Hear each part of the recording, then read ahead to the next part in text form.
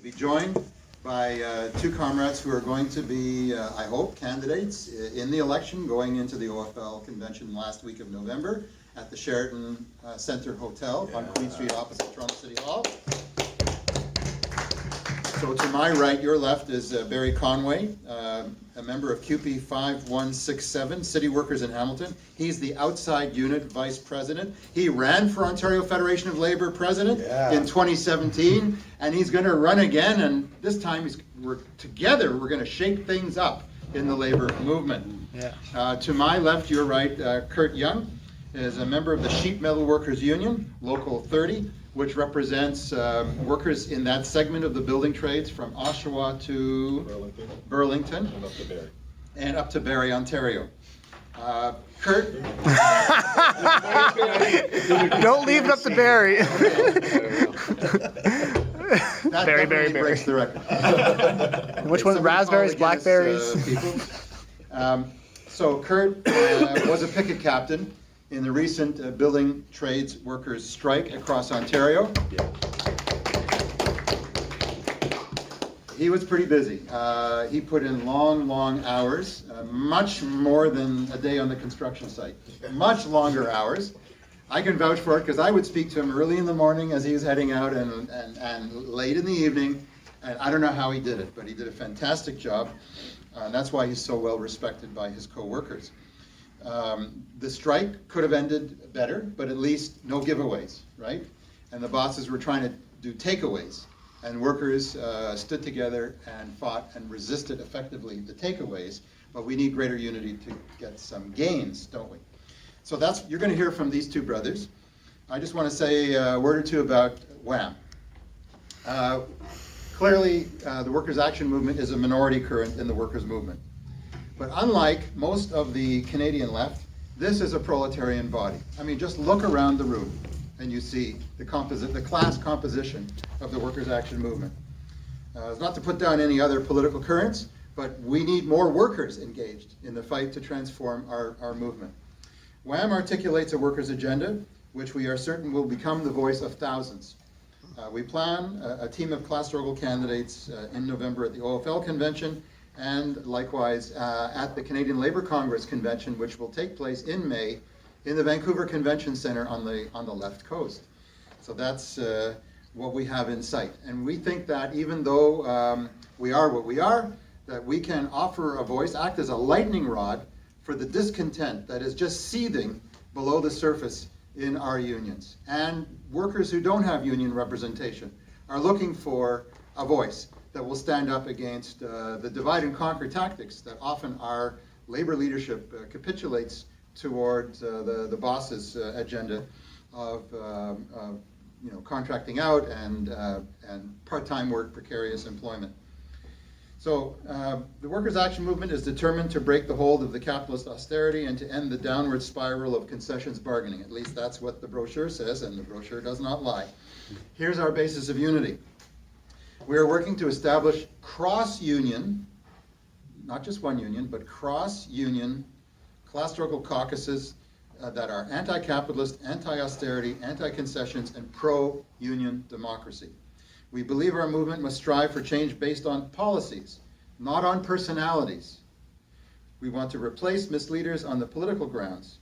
We want to affirm union democratic principles from the bottom up, and to build an independent class struggle movement from below that is inclusive, transparent, and accountable. We want our own unions to work the same way that we do. This means we seek to change the overall direction of our unions and to support union activists who battle concessions and anti-democratic practices in unions. We aim to work with those who engage with social justice movements, and we welcome all workers and activists from those movements. The Workers' Action Movement strives to make a difference, although we recognize that we cannot substitute for the mass organizations. So as Rebecca correctly pointed out, our mass unions, they have their weaknesses, but they have their strengths, and to ignore them would be a fatal error. So we need to work within, but we need to work around a principled basis of unity and advance those principles in action as best we can. Our ideas are strong, our resources are meager, but we're trying to change the leadership and overall direction of the unions. Will that be done primarily by running in union elections? No. That will be done through a combination of tactics, which does not exclude contesting union elections, but is primarily built on encouraging participation at the grassroots level of all of our organizations to fight for policies in the interests of the vast majority, including our sisters and brothers who are not organized, who are not in unions, who may not even be part of social justice movements yet. But we need to bring it all together. And so in that sense, WHAM is not confined to the unions. It's not even confined to a cross-union perspective, but it is a social movement, a social protest movement which is anti-capitalist, anti-austerity, and the rest of it. We began back in 2014. That was a time when there was a candidate to challenge the then president of the Canadian Labour Congress, Hassan Youssef. No. Hassan Husseini. Hassan Husseini was the candidate, but the predecessor, Giorgetti. Ken Giorgetti, right. And Ken Giorgetti was the first incumbent president of the Canadian Labour Congress to be defeated at a convention of the Canadian Labour Congress. And that resulted from a grassroots campaign that the brother Hassan Husseini. Hassan Husseini, waged. And it was such a powerful grassroots campaign that Hassan Youssef, from, what was it then, the CAW or Unifor at the time, he was pressed into action to run to save the CLC from coming under the sway of radical rank and file workers. So that was something that we forced to take place. Oh, and by the way, this is your next leadership. Just gonna zoom into Barry for a second We're here. celebrating the 100th anniversary of the Winnipeg General Strike. Yeah. And this was a timely intervention here. Thank you very much. You should see the film called Stand. Save the labor movement, yeah. Stand is a musical about the Winnipeg strike. I saw it last week, and it's a pretty good film. I heard they like police though. They committed a lot. There are a lot of problematic aspects of the film. In fact, there's someone who speaks at a strikers meeting in favor of preparing to confront the police with armed resistance. The meeting does not accept that perspective. And then you see that fellow talking to the cops in the next scene about how he tried to, instigate armed struggle and failed. And he said, "Oh, it doesn't matter to me. I'm going back to Russia." So it was kind of a red baiting. It was kind of a red baiting element in this musical. And the acting has its strengths and its weaknesses, and the songs. There's only one memorable song, but that's my opinion. But I think you should see Stand, and you should take leaflets to any showing of the film. Toronto Labour Council hosted one on College Street at a theater just a few days ago, as I said, and it's going to be shown all across the country, not just as part of TIFF, but more broadly. So it's a good conversation starter. That's all. I mentioned it because of the experience with this little banner. Okay, so enough about that. We're going to hear from the two brothers. They'll take 10 or 15 minutes each as they feel needed. And then we're going to open it up to Q&A, and then the next session. Everyone in the room must stay for the next session because we're going to organize for victory. But in the meantime, we're going to have some great speeches from the front and your contributions thereafter. Who wishes to go first? Okay, I was Kurt. gonna say you have it written down. Okay, let's welcome Kurt Young.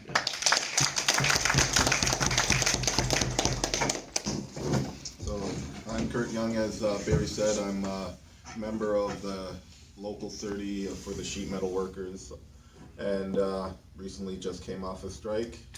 Very active in my union, member of the PAC, and I hope to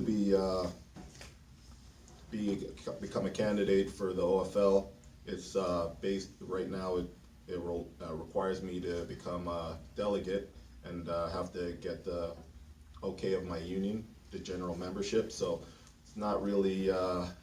That's something that I'm gonna be rejected because, as Rebecca had stated, a lot of our membership really don't actually participate in our meetings. They just show up and when the leaders call for a vote, they just say yay, not really interrogating what they're voting on. They just, participate in that. They just go to be informed, as it were.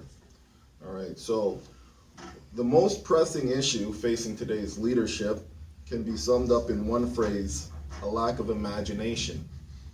Gone are the days when labor leaders across Canada and around the world dreamed of a better future for workers and took initiative to bring them about. Many of the labor leaders of the past fought to change workers' relationship to their work, to eliminate their exposure to harsh conditions, and to elevate a worker's quality of life, both within society as well within the workplace.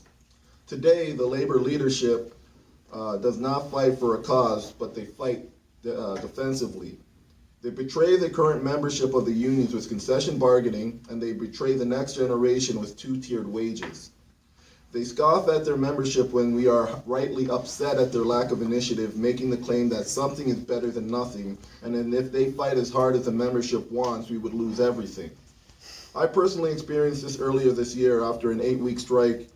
An older member of the union stood at the ratification vote for our current contract and stated to our leadership, and I paraphrase this: "You stand up there congratulating yourself for this contract, but you didn't gain a single one of the demands we put forth. We did not go on strike to keep what we had. We went on strike to gain what we lost." The current leadership lacks vision and initiative. But why is that? The first and most obvious reason is the marginalization of radical left currents within the unions. In the early 1900s, socialists and anarchists made up a significant number of the union members and leadership. While conservative elements within the unions fought solely for higher wages, the radicals fought for a reduction in the work hours and the work week without a reduction in pay. The conservative elements strove to divide workers by scope of work and skill, improving the conditions of select privileged few. The radicals fought to unite workers under a common banner, arguing that we are stronger together than we are apart. Through many purges, sometimes with the help of government, these left currents were pushed out, at times from the very unions they helped to create, as Barry himself can attest to. The second issue is the influx of opportunistic, self-interested individuals who pursue the position of leadership for their own gain. These individuals have been the spearhead of the betrayal against the union membership. In the pursuit of their own personal gain, they have pushed through concessions and suppressed worker militancy. With the help of the bosses, they then push a narrative that they are reasonable and capable of making the sacrifice in order to keep their membership employed. This has created the template that many of the current leadership maintain, never questioning that their current salaries and statuses were the product of the past betrayals. The current leadership lacks an understanding of what leadership is. A leader is someone who makes the extra sacrifice without expectation of greater compensation. A leader takes position at the head of the pack, guiding his comrades, being the first to encounter and experience hardship so the rest of their fellowship does not. The current leadership stands in the back of the pack and issues directives claiming that they are so important that it would be irresponsible to place themselves in any harm's way. This now leads to the third problem facing the union movement: the creation of a disaffected and jaded membership. After decades of betrayal where the membership feels their will is completely ignored, after decades of watching the union leader gain the standard of quality of life that they could never aspire to achieve, the rank and file members of unions have rightfully come to distrust the union leadership. This has led to a further atrophying of the power of the unions. Due to the lack of trust, the union leadership is unable to mobilize their membership. In turn, the leadership uses this lack of mobilization to promote their policy of concessions. However, the opposite is also true. The leadership distrusts the memberships equally. Opposing the call for mobilization from within the rank and file of the membership, this allows for demagogues like Doug Ford to denounce the labor leaders as fat cats and garner support from within the union members and the working class, which the union leaders then use to justify their mistrust of their membership. Reviewing all these points, it's easy to see why the labor leadership has a lack of imagination. having pushed out all the visionaries and alienating themselves from the source of their power, the rank and file. The labor leadership cannot envision a way of affecting change within society outside of bureaucratic avenues.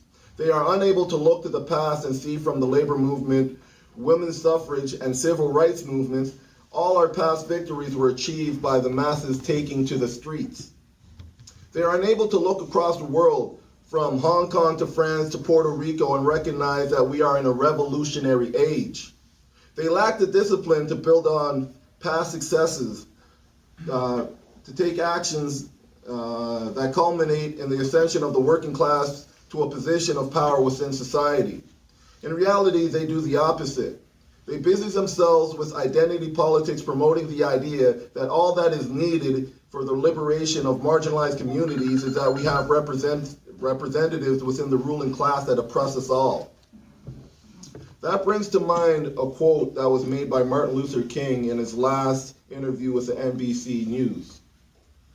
It didn't cost the nation anything. In fact, it helped the economic side of the nation to integrate lunch counters and public accommodations.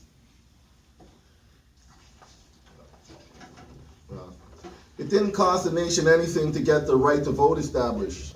Now we are confronting issues that cannot be solved without costing the nation billions of dollars. We can't get rid of slums and poverty without costing the nation something.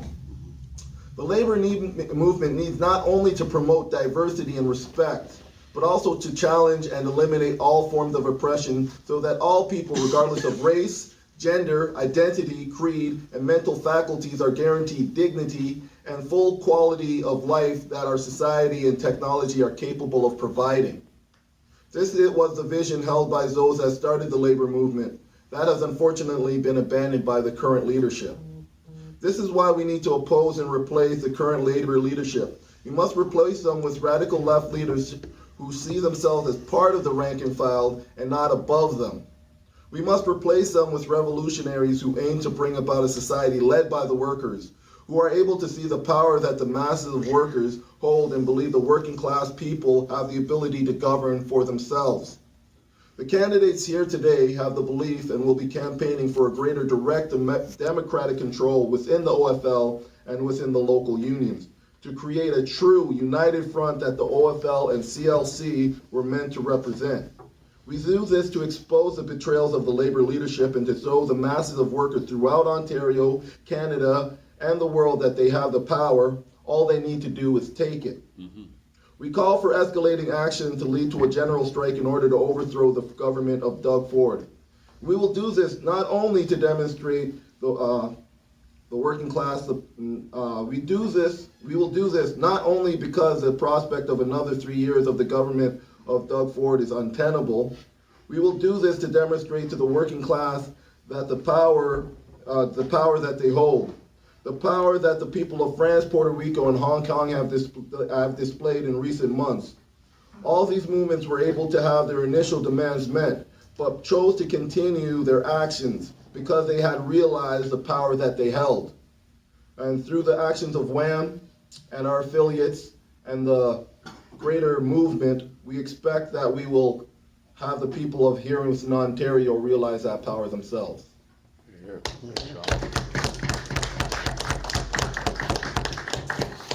Thanks very much, Kurt. So now I'm going to turn it over to Barry Conway. Once again, he's QP 5167, City Workers Hamilton Outside Unit Vice President. Thank you folks for having me here today. Again, Barry Conway from Hamilton, also part of the Industrial Workers of the World, as well as on the executive of the Hamilton District Labor Council. Proud to say that I will be running this year in November for the president of OFL after seeking and receiving the endorsement from my own local as well as Labor Council. I did do a big push with other QP locals to get a hold of QP Ontario to seek their endorsement as well, and I'm proud to say I did not receive it. So this will be a grassroots again movement. Why I'm running is so 4 years ago when Buckley was put into the presidency of the OFL, we did a march down to Queen's Park, and one of the things he said is, maybe one day we'll be angry enough to actually go in there. And I fucking spit in my mouth. I was so disappointed and frustrated. How are you not angry enough now? And that kind of goes to what people have been speaking about today, is this disconnect of the bureaucracy of our unions, that people at the top, are these higher wage workers that don't see the struggles that rank and file folks do. So then 2 years ago, the last convention, I declared, on Facebook on the Sunday, and then instantly started receiving support on the shop floor at the convention on Monday, as well as people reaching out to me that weren't there that said, hey, I can make up a flyer for you.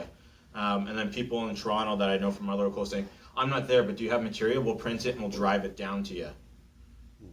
I've never been so overwhelmed with the support from that day. And you know what? Lost, and that's okay. Took 17% of the vote. That's damn good. You're Off here. the floor. Off the floor with nothing pre-planned, pre-organized. And that's because there's an appetite for change. I'm so proud to say that Wham reached out to me and said, we want to put together a team. We know you're interested. Would you join us?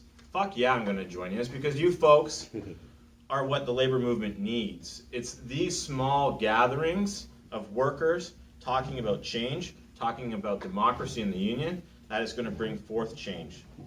So although I didn't win 2 years ago, we shifted a conversation on the floor, and by God, we're going to shift that conversation in November again. And I think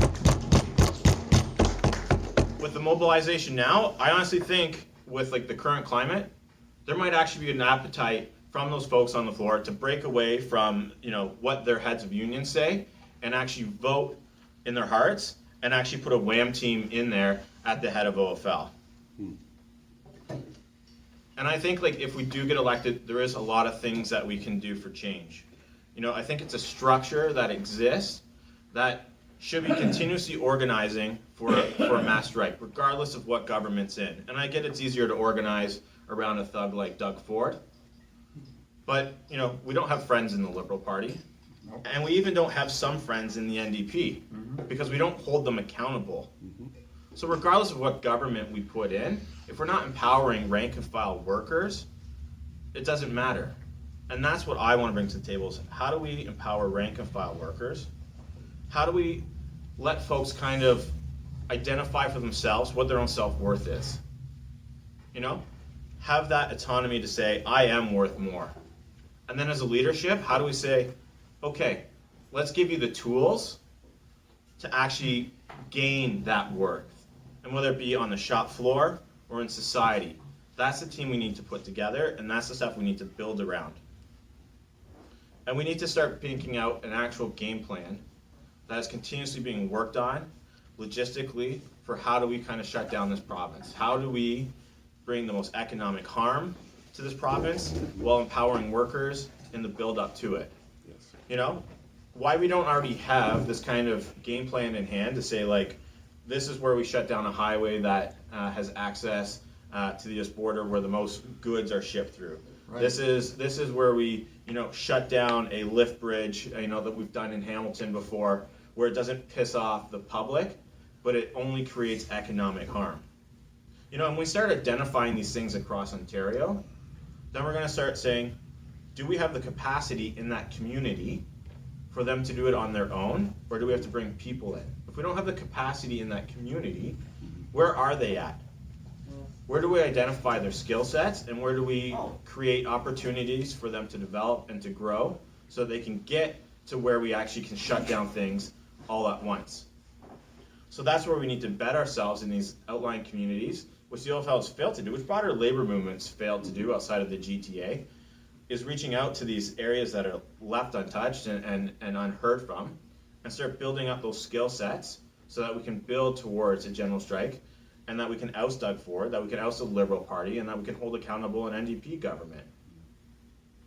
So those are the things that we need to start doing and start building towards. That's what I want to bring to the OFL, is that grassroots, rank and file movement. It's frustrating that we are always kind of, an attack comes and then we're trying to defend it, and then we're trying to get the least, we don't even, at the very least you held off on those concessions, but the broader labor movement isn't even holding off on concessions. Mm-hmm. They're accepting and thinking it's a win that they didn't take all of the concessions. Shame. That is a fucking shame. And I'm probably gonna keep it short and sweet here so I can actually take questions and try to take stuff more directly from what folks primarily kind of have concerns about. But when we have, leadership like Smokey Thomas, like Julius indicated before, was quoted saying, what was the quote about Smokey after Doug Ford was booed at Don't kick him while he's Shameful. down. don't kick him while he's down? Oh my God. You know what? I'm going to add to that quote here. Don't kick him while he's down. Fucking line him up for the guillotine. And that's it, folks. I think we can put a team in. I think there's, we're ripe for change here. We have, candidates that have been through it, know what it's like, and we can go and do that. We can empower folks. I've been on many picket lines where you just have to be there and develop those skills. When QP 4914 went out, management was bussing in scabs and management, and they wouldn't stop the bus because it wasn't going to cross the picket line. You have to take that step to stand in front of that bus to build their skills up. A week later they have management locked in the office till midnight. In Hamilton at Labor Day, it was brought up about Trudeau. I'm proud to say I was there taking place in that. Optically, what folks didn't see was the amount of organized workers there that were willing to take on Trudeau, because you don't get a free pass for your title, right? You actually have to work for us if you want to attend our events. And Trudeau's never worked for us, for any workers. You have Cup W there that he legislated back to work.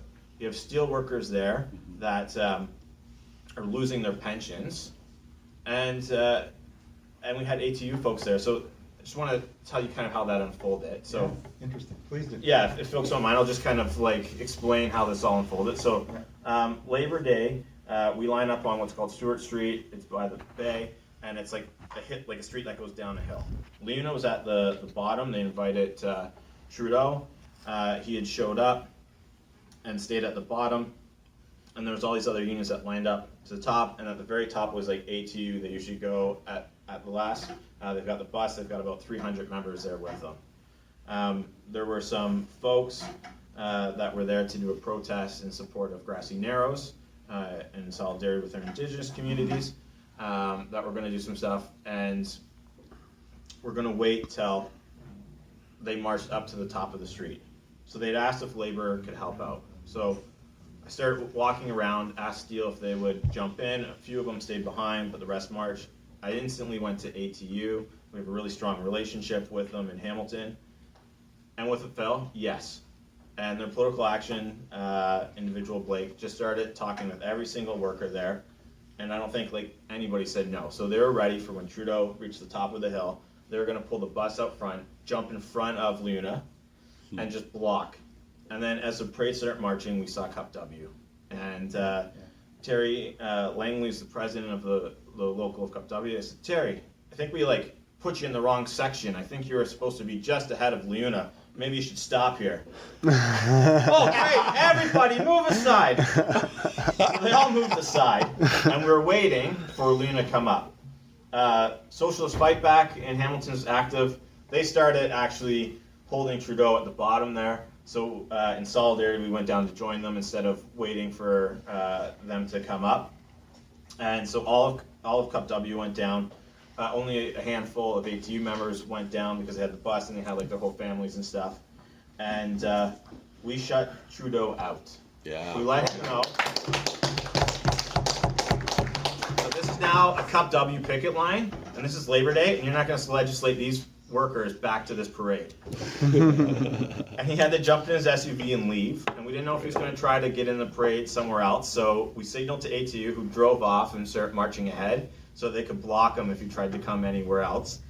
which is these like little unknown things, but really beautiful when you kind of see the partnerships that we can create in broader based movements. And he ended up joining the parade afterwards because Luna waited. They stopped halfway through the parade and waited until everybody was about 5 blocks up. And then Trudeau rejoined so he could get his photos. He then tried to enter the park, and we shut him out of there. There's a nice photo of me in the media with my sausage on a bun, calling him a scab and letting him know he's not welcome. Authorities of the state decided to throw me down, and I lost my sausage. No. Kind of bullshit. This is a running joke in Hamilton because I was also arrested for being a defender of Pride, where they had just arrested me after leaving McDonald's, and they ate my McDonald's. So now the joke is the state versus Barry's lunch. So, but that's what happened, and like when you see how fast you can organize people on the floor because people are hungry for this.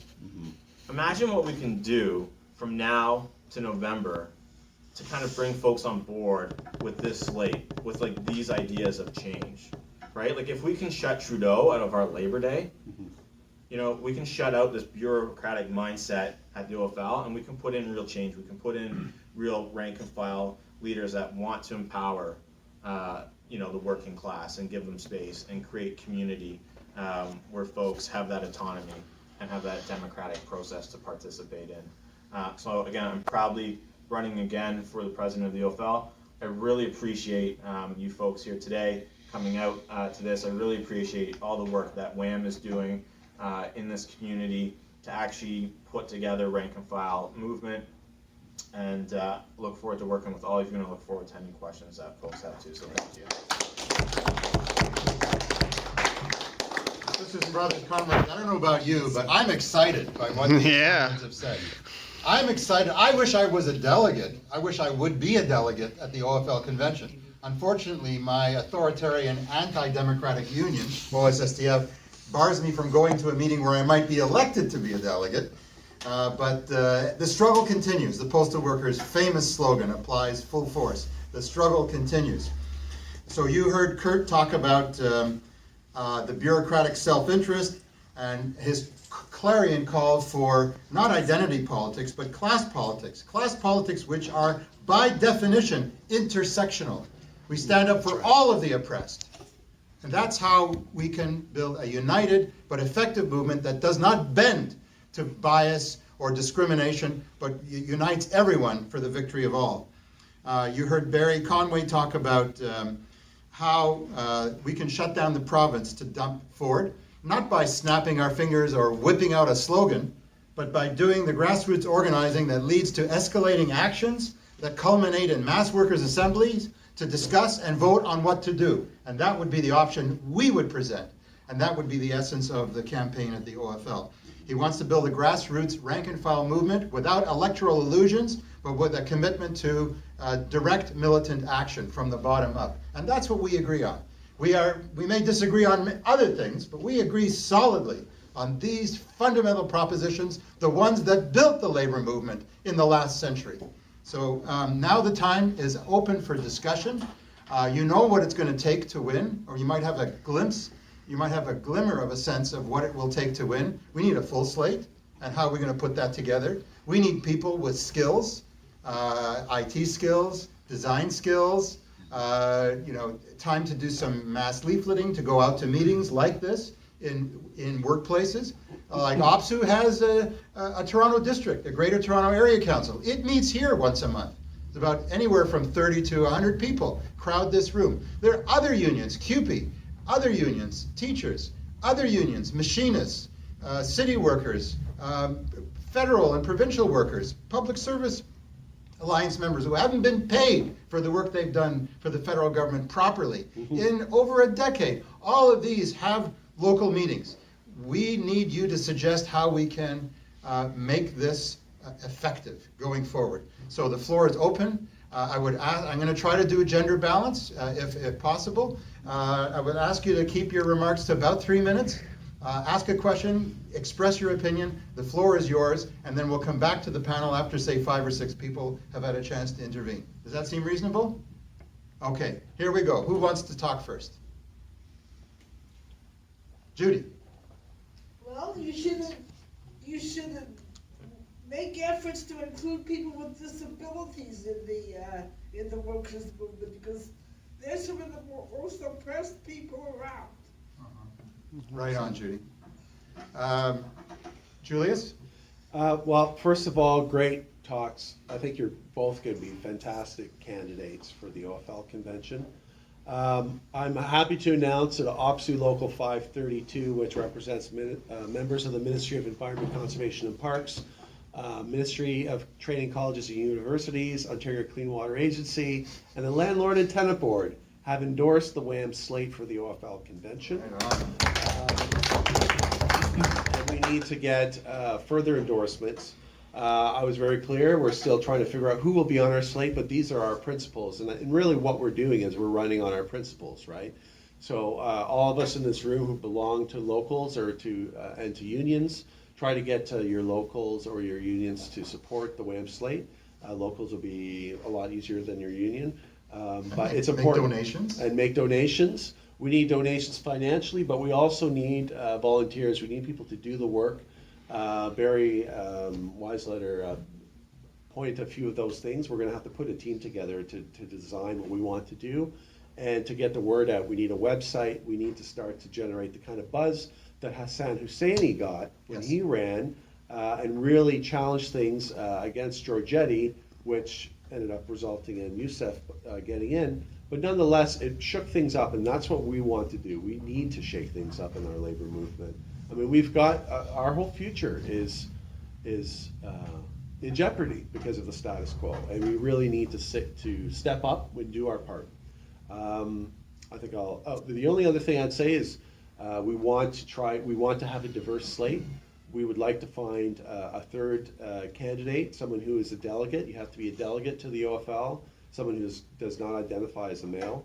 And we want to have 3 candidates for the top three positions. I understand that there may be a motion to remove one of those positions. We can figure out what we're going to do. There's going to be a lot of lead-up work towards the convention. And lastly, I'd say the other item that's on here is the CLC, the Canadian Labour Congress, which is in May. There are some rumors that Mike Palachuk, who is the former president of CUPW, may run for president, maybe. I messaged out to him. I told him what we're doing in the OFL, and I said we should work together. He said that he hasn't made any sort of decision, but he definitely thinks that a leftist needs to run for these positions. So I'm a delegate to the CLC. I may put my own hat in the ring for that as well. But again, thank you. But again, we want to have a diverse slate with good politics. We want to present a different vision for our movement. But Smokey says you're too far to the left. That's right. Yeah. And I consider that a compliment coming from Smokey. Thanks, Smokey sets a low bar, but we're able to jump over that. Before I recognize a male, is there anyone, any female who would like to speak up, ask a question, say something? Okay, Elijah and then Ty. Oh, I didn't have it. You didn't have your hand up? Okay, Ty.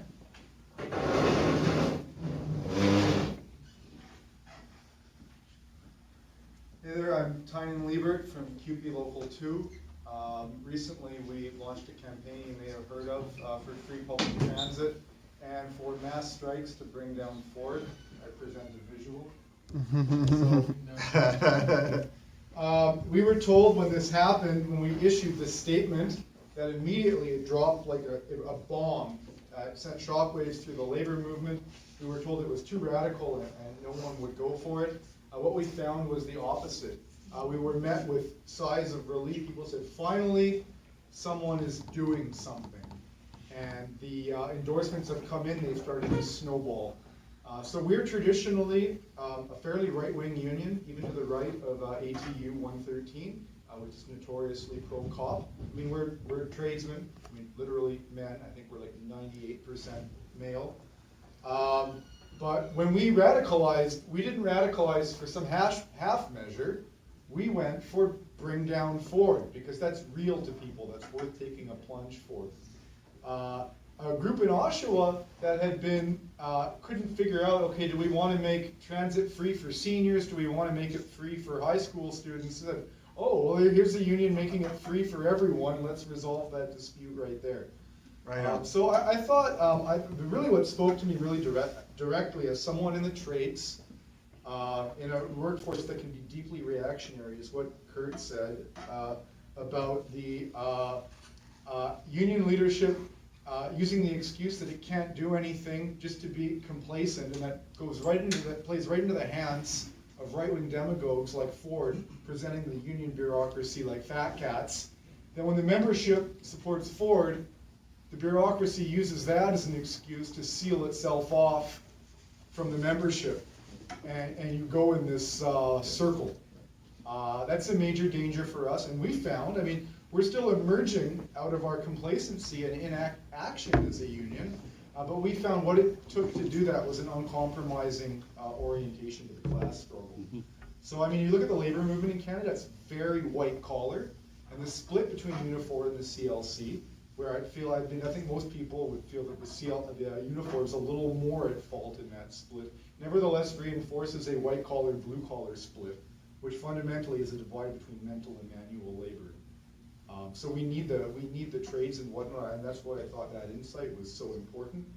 I did wince when you talked about two great movements in Puerto Rico and France, and then compared them to the one in Hong Kong. The existence of Hong Kong is entirely bound up with that territory as a British and a US protectorate. If it weren't for British imperialism, Hong Kong would not be separate at all from the rest of China. And a movement to preserve Hong Kong has nothing to do with national independence and has everything to do with empire paternalism. So it's not a coincidence that so many of those people are pro-Trump and they're saying Trump liberate us. The movement's heterogeneous, but it's thrust. And this is independently of how much foreign influence there is in the protests. The thrust and the fundamental objectives are pro-imperialist. They're on the side of the Crown and the United States. So I winced a bit at that, but we can work together in spite of that. You can have a common electoral slate in spite of a difference on that question. Where the rubber hits the road, though, especially the OFL is a political body. Every class struggle is political. Running for union office is political. Where there needs to be a much clearer position is on the question of the new Democratic Party. So I'd like clarification from the candidates on that. So the NDP, I mean, the Liberals and the Conservatives are parties of the bosses. So are the Greens. So is the Bloc Québécois. The NDP is part of the labor movement. That means there are cases when we benefit from voting for it. If the NDP were contributing to the class struggle. As it were, it's a kind of funny, not labor party, because the most militant labor movement in the country is in Quebec. The NDP's got zero support there because it's so Anglo-chauvinist and so hostile to the Quebec Union's just desire for national independence. So and you get this, the NDP also is not for a workers' government, it supports the monarchy of all things. So you get this sort of labor party, which can produce candidates that can advance the class struggle. Barry Weisletter ran to be a candidate. Again, differences on different questions, but he's very clearly for the class struggle. He should have every right to run. If I understand properly, you were vetted out of the process. Yeah. So you'll say, let Barry wants to run for a Labour Party and show that he's different. Let him run, and I think he would be a candidate worth endorsing for the NDP. But not every candidate all the time, because if you vote for the NDP no matter what, trying to pull them left, it's going to have the opposite effect. And you shouldn't support a party that's not supporting the class struggle, even in a rough sense. So I just want to know, if you're appealing to us for support for candidacy, which is more than just for a single campaign or a single issue, because there can be lots of agreement on single issues. But if you're asking for endorsement as candidates, where do you vote? The IWW is against electoralism traditionally. The Social Democracies always supports the NDP. I put forward a program of conditional opposition. That's what we talk about in the leadership of Keep Your Local 2 right now. Could the candidates clarify where they stand on that? Okay, will do. I used to be an NDP member in the past, and I supposed to run against last parliament election. So I put my nomination in, And the head office called me and asked my permission to see my posting in Facebook and all. So they went through my postings and then they called me, oh, what do you think about Palestine? I said, you know, you have gone through my Facebook, it's there. Oh, you have got about 100 odd posting criticizing, condemning the Israeli aggression on Palestine. Yeah, that's a fact. Yeah, that's not in my opinion. That's a fact. We stand up for prayer. That's all. They said, oh, we don't take that stand out in open. NDP, working class. The head of this, the person vetting my nominations, can you recant those things and we can put you in? I said, buddy, I am withdrawing my nomination. So NDP is no more my party. They were That's probably my glad thought. that you did withdraw, but we need to fight. But the thing is, still I am in the working class. But the NDP is not the only working class thing. There are ways to move on, move on. And one more thing, it's a nice thing I read here quickly. All lie doesn't become truth. Wrong doesn't become right. And evil doesn't become good just because it is accepted by a majority. So that's, here we are. We look minority, but still we have the power. Okay? We do our part, or much more, but we can. That's all we can do. Okay? We are not going to put the time target and do things wrong. With the life and heart, we are going to do things. Okay? Change will come. Thank you. Okay, thank you, Dave. One more speaker to make 5, and then we'll come to the panel, if there is a speaker, especially female. Anybody? Okay, so I'll turn it over to you guys in any order. You want to go in reverse order? Sure. Barry, then Kurt.